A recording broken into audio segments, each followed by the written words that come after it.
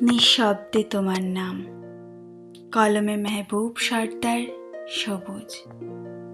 তোমার সামনে দাঁড়িয়ে অনেক কথা বলার ইচ্ছে হয়, তবু মুখে কোনো কথা আসে না। হৃদয়ের ভিতরে যা জমে থাকে তা ভাষায় প্রকাশ করা সহজ নয়। অনেক সময় নিজের কষ্টও লুকিয়ে রাখি, কারণ তোমাকে অস্বস্তিতে ফেলতে চাই না। যে অনুভূতিটা এতদিন ধরে আছে সেটা অভিযোগের ভাষায় বলতে মন চায় না।